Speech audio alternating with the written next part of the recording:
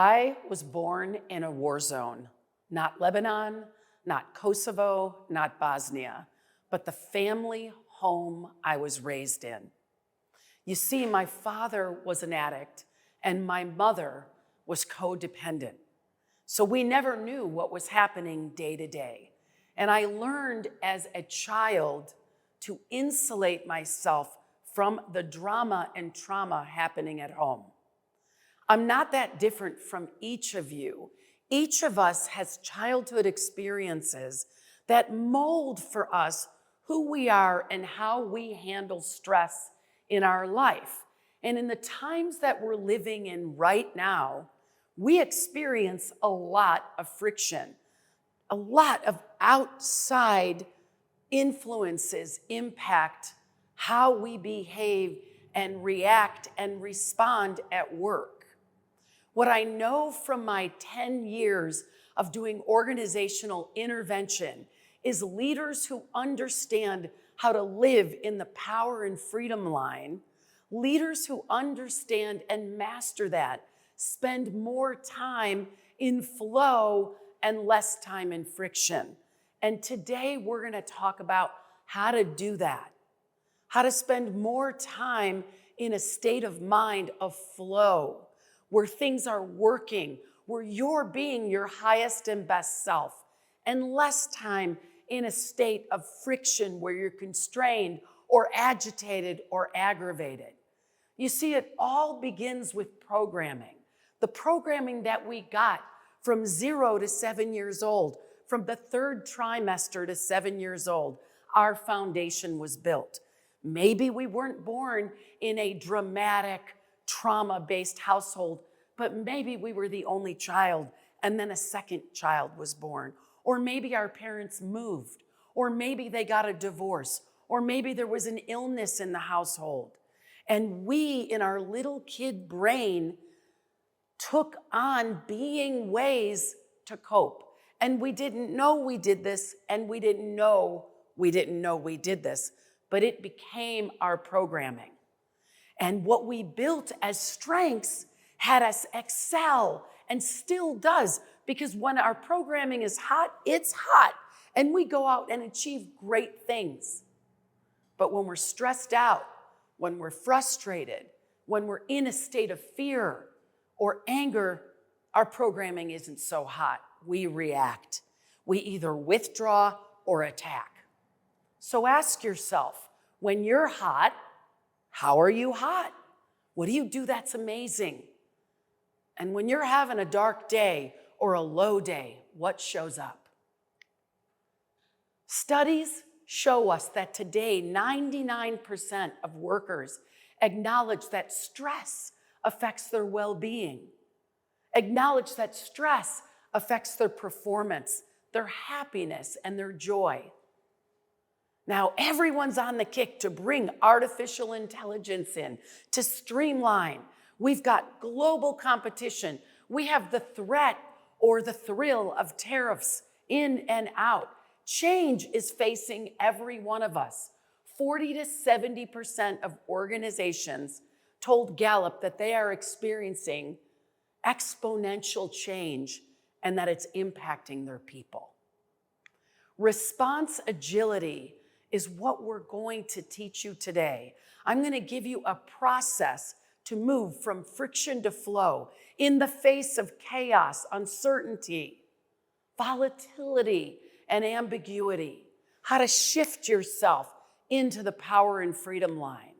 Response agility is the ability to adapt quickly and effectively to changing situations, demands in a conversation, to be your best in interactions, and be your highest and best self when making decisions.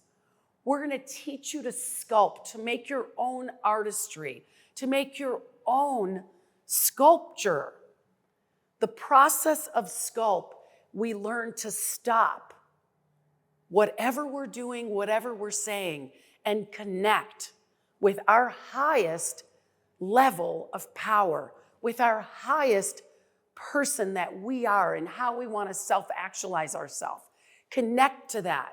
to understand what's going on within us as well as outside of us, to have that depth of situational awareness, internal awareness, external awareness, and to listen to ourselves so we know what we want to do about what's going on, and to listen to others from a space of neutrality and openness. Then to pause and take it all in and really look and feel and see and hear what's next. And then and only then to take action, to move forward with the next right move. That's the sculpt process, and we're going to get into it in the next 45 minutes. You see, we can't control what's going on in the world, but we can certainly master our own domain and master what lives inside of us. Are you excited about that opportunity? So am I. So the first step is to really look at what is the future you want as a leader. What is the world that you want to create as a leader? And whether you say, well, Magi, I'm not a leader in my job. I don't have a title of vice president or chief executive officer.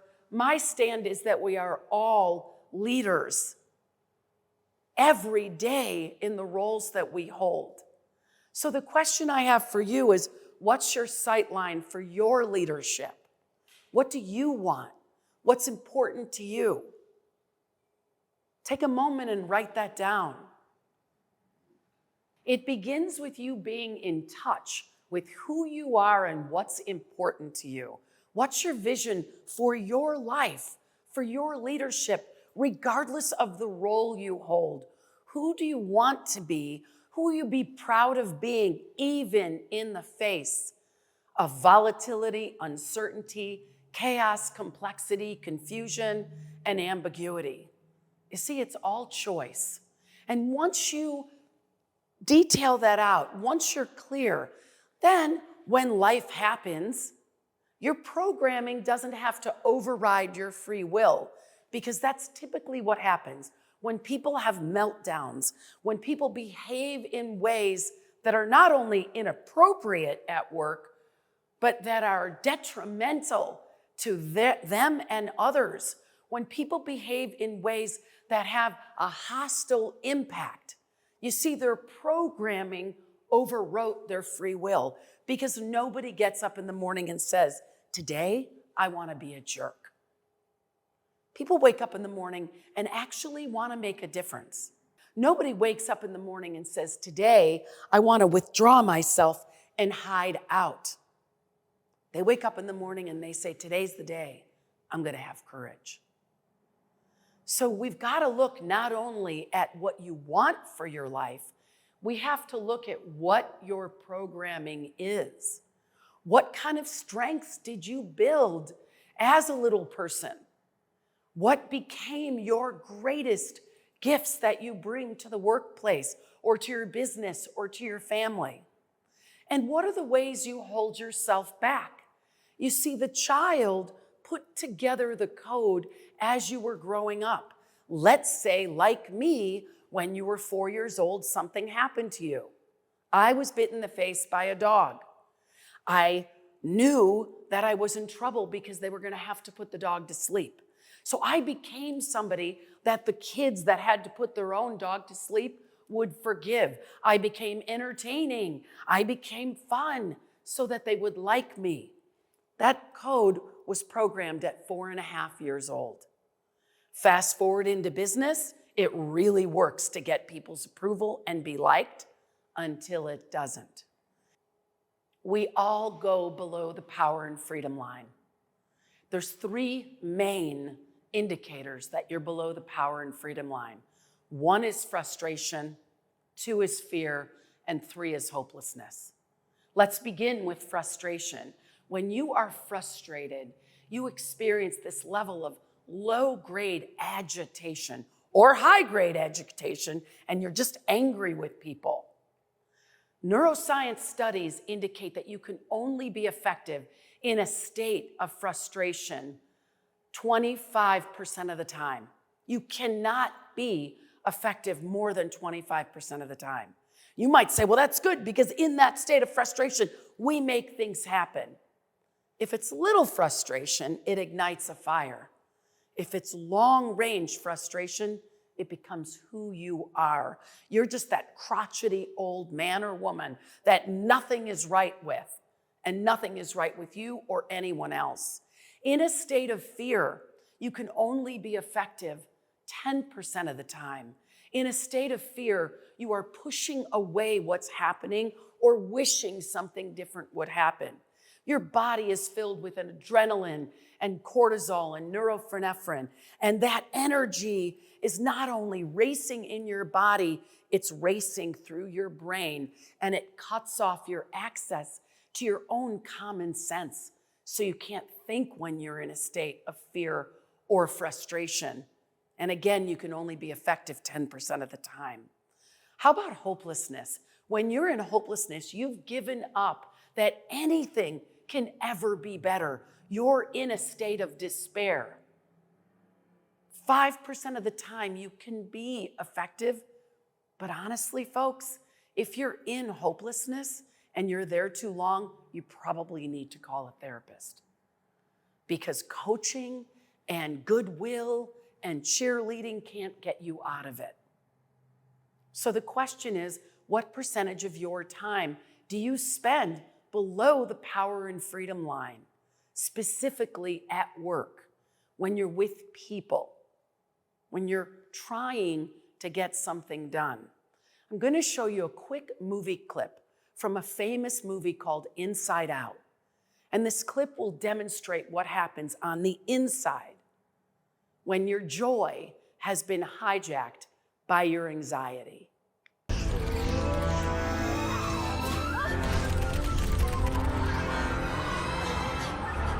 Sadness! Joy! Help! Come on, we can do this! It's not working! It's anxiety!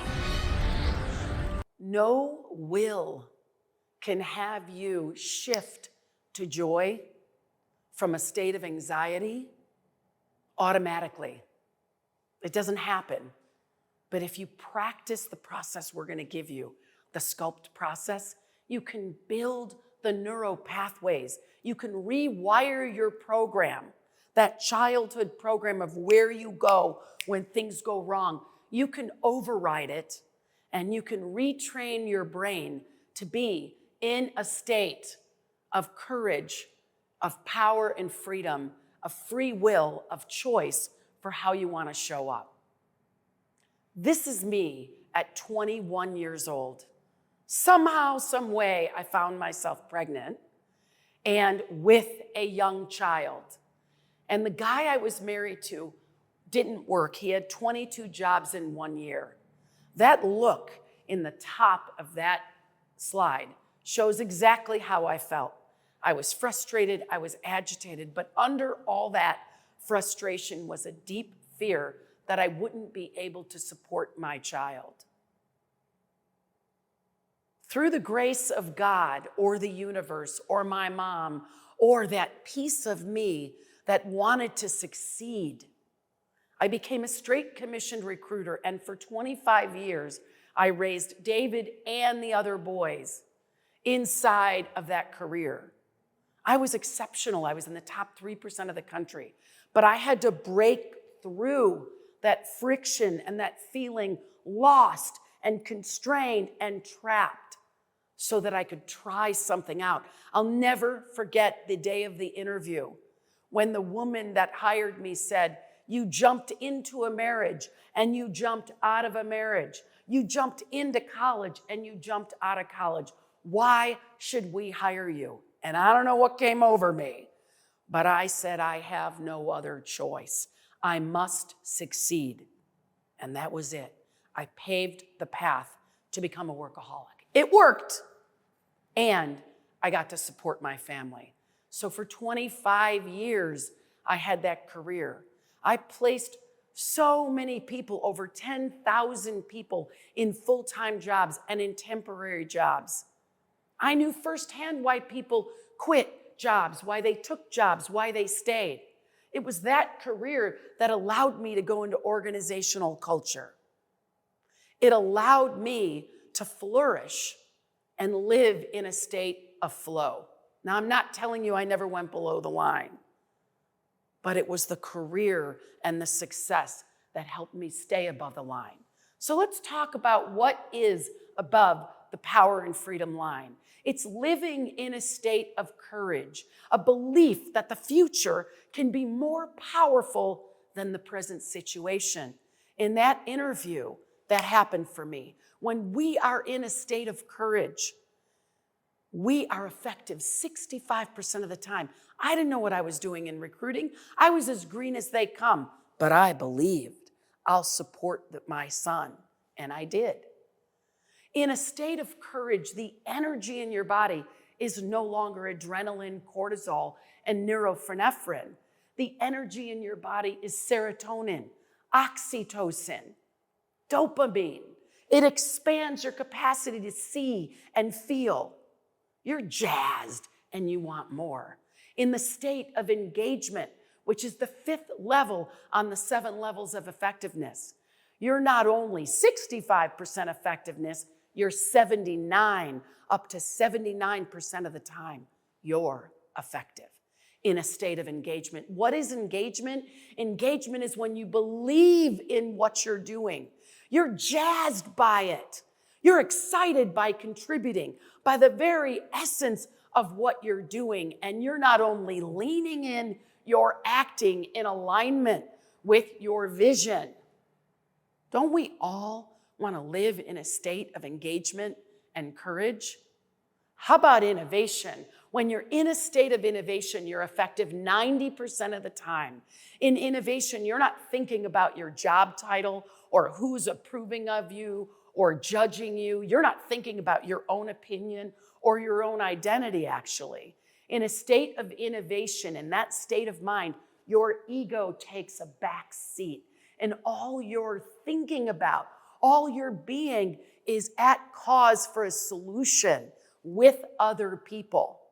This is one of the highest states of being, and it's powerful. Can you imagine living in a state of innovation? Synchronicity is the highest level in the 7 levels of effectiveness. And that's when you are at one, not only with yourself, but with the people you work with. You're in sync, like the Grateful Dead, a band, or an opera where everybody's playing the role, or a symphony. It's not a rock star, it's the band.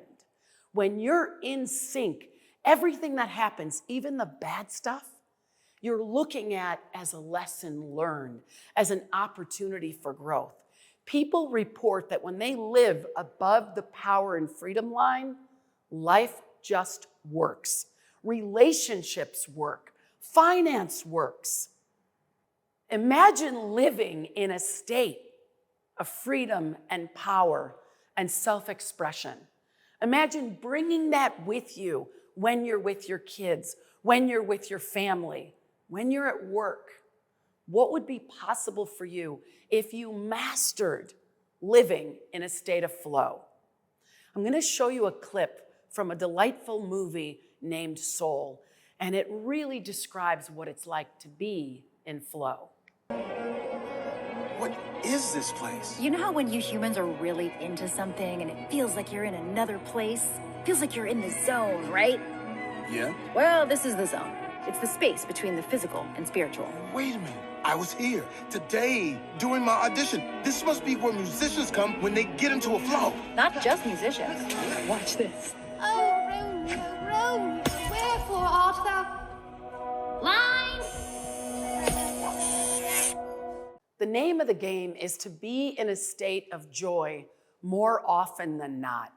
It's not about going to Disneyland, although that could be fun. It's about actually generating joy from inside out. And if you could do that, if you could cultivate that, you'll live in a flow state more often than not. This is me in my flow state. Now, I was in flow when I was recruiting, but the vision that I had created for myself halfway through that career was that I would be leading mind, body, and spirit retreats for women in highly responsible roles so that I could teach them to get into the zone. And that's what I get to do. And even when I'm not doing that, in the day-to-day work of working with organizations and shifting their culture from friction to flow, I get to experience courage, engagement, innovation, and synchronicity. And I get to self-generate that because I'm aligned. So how do you do that? Well, you tap in for sure to what your vision is, and then you look at what takes you off track for that vision. What are your hooks? Like a hook in your mouth, like a fish on a line. What takes you out of the game? And then start building the muscle and building the practices so you can come back to a state of courage. That's the sculpt process, which we're going to be teaching you. Gallup did a survey, and people that master being in a state of flow are 500% more productive because they've built the muscle around getting into flow state. They're 430% better at problem solving. So let's get right into it. How do you move from friction to flow? How do you spend more time above the power and freedom line?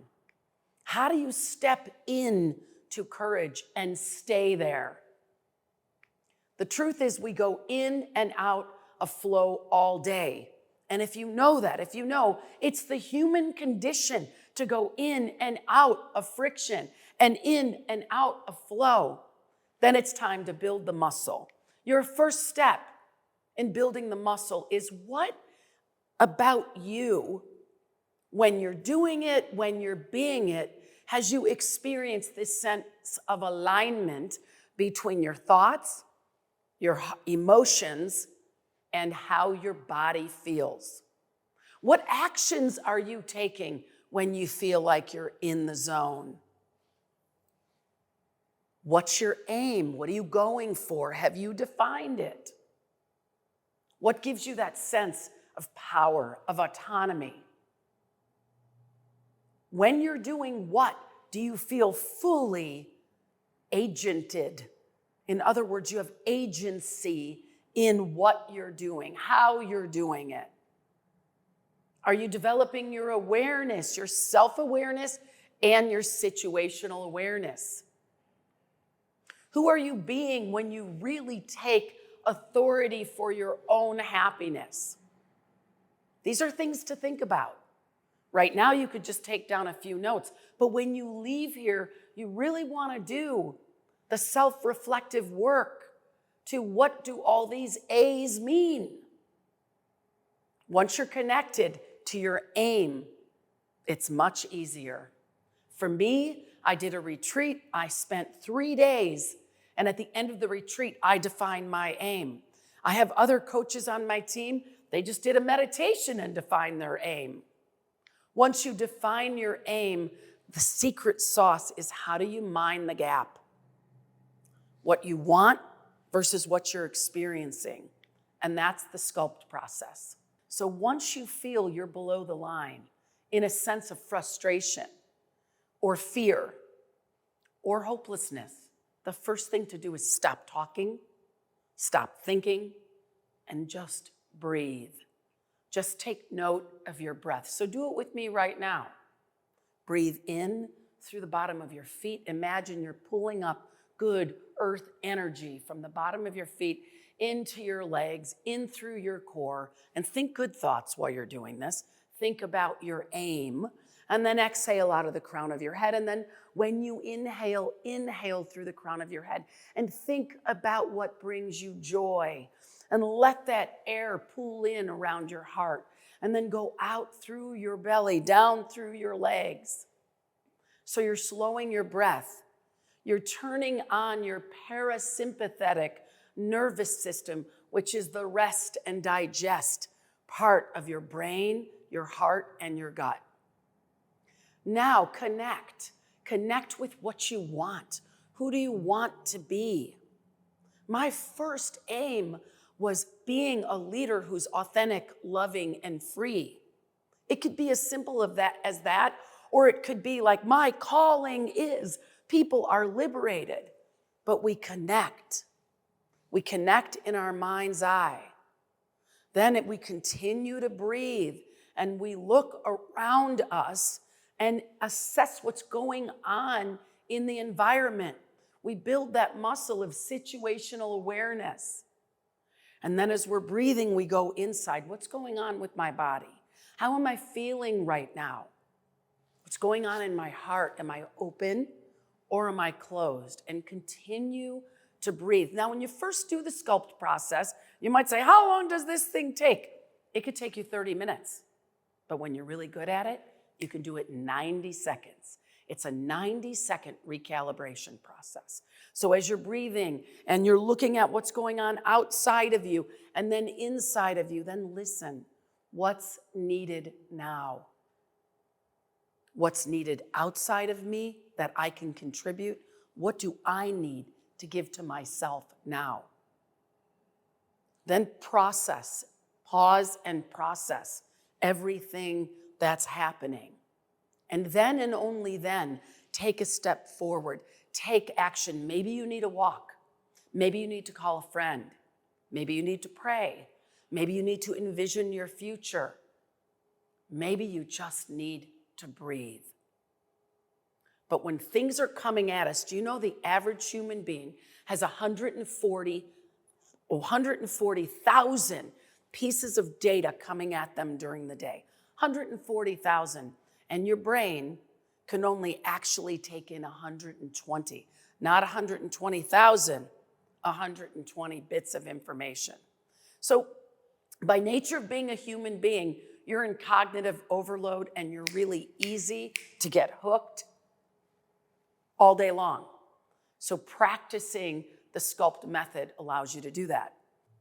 Now I'm going to give you an embodiment practice that will help you, that will empower you to master moving from friction to flow.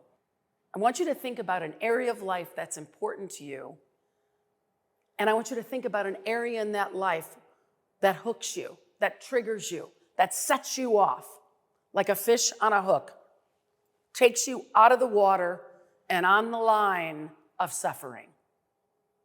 So close your eyes and imagine that thing. And now I want you to stand up. Thank you. Stand up.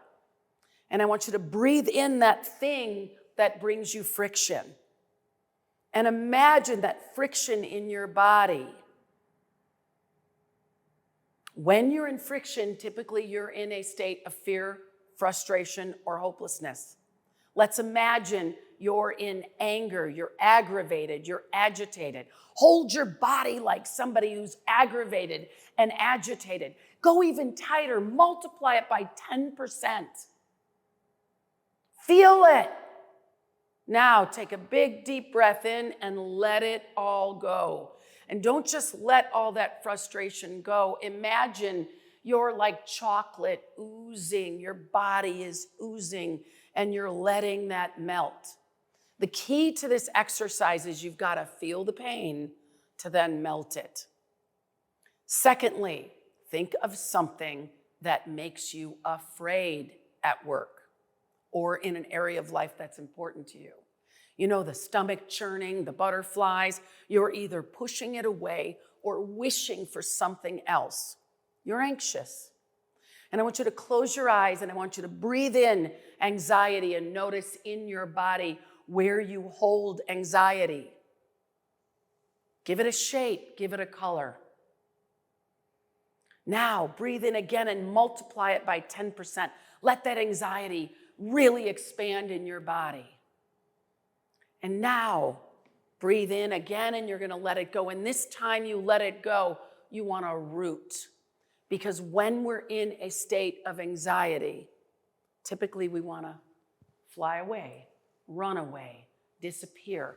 But now we're rooting, and breathe in that rooted energy and hold your stance like a person in a state of power. Okay, the next one. Sometimes when people are below the line, they go to fight, which we did. They go to flight, which we did.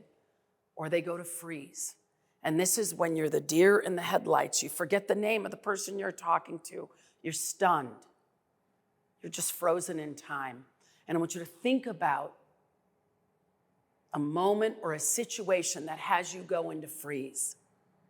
And maybe you say, I don't go into freeze, I go into anger. But maybe you're married to someone or work for someone who goes into a state of freeze. So practice it so you can be a better person for them. So breathe in that state of freeze, that state of stunned. Notice, hold your body like you're stuck in the mud with eyes peeled open, just frozen. And now I want you to breathe in and wiggle. Wiggle, yes, stand up. Wiggle as fast as you can. Get that energy out of your body. Awesome, thank you. Last fear melter. This is when you are below the line and you're exhausted. You're fatigued. You can't take it anymore. All you want to do is go to bed. We call that faint. So breathe in that tiredness, imagining all you want is your pillow and blankie. Breathe it in. Stretch your hands way out. Cross your hands in front of your body and give yourself a big, fat hug. Because when you're exhausted, what you need is touch. Thank you very much. Those are the 4 fear melters. Those combined with the sculpt process, when you stop and you assess what's going on and you know you're below the line, just add in a melter. Move your body, because as the body goes, the mind follows. That's why, when you're really pissed off or upset or anxious, the last thing you want to do is go for a walk and think about everybody that pissed you off, because you're actually programming your program to be angry. You want to go for a walk and shake that stuff off. Let it go.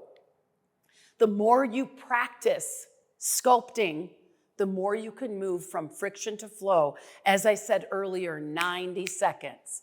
Being in a flow state takes some work. You might need to learn, how do I spend more time doing things I love? How do I spend more time reprogramming the program? How do I spend more time taking care of myself? Getting massages, going running, going for walks, learning to breathe, learning to meditate. Life is short.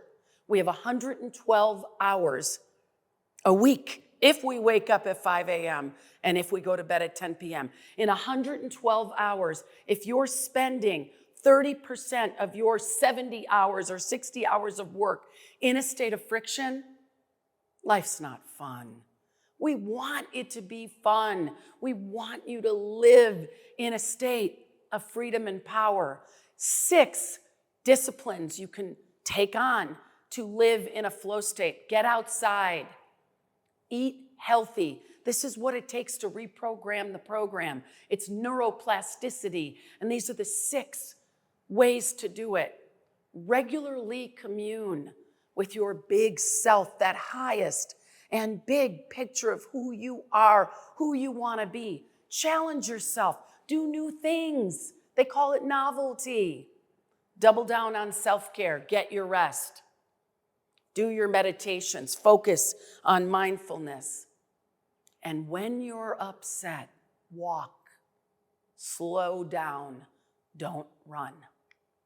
People who've mastered ResponseAgility tell me and Gallup that they have more joy at work and at home, that they have better relationships, that they live a more fulfilling life, that they make better decisions.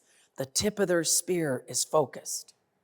And they have a competitive advantage because when other people are freaking out or losing it, they're the calm in the eye of the storm. Teams who've mastered this report 15 to 30% higher profits to the bottom line and 180 days improvement in go-to-market. That's 6 months faster to implement change. When you master ResponseAgility, you will be able to think smarter and quicker. You'll be a more flexible human being. You'll be resourceful and be able to pull out those arrows of intelligence from your quiver whenever you need them. Because when you're below the line, you have no access to your own intelligence. But when you're above the line, your intelligence expands. You'll be emotionally attuned to yourself and others. You'll be able to read the room, read people. So it's all choice, friction or flow. It begins with you connecting to you and knowing that the power is in your own hands. Thank you very much. And if you'd like to go into more detail, we have this free ebook for you. Just scan the code and you'll get a 12-page book from friction to flow. It outlines how to create your vision, how to live in alignment, and the fear melters in more detail. Thank you so much for your time. And here's to power and freedom.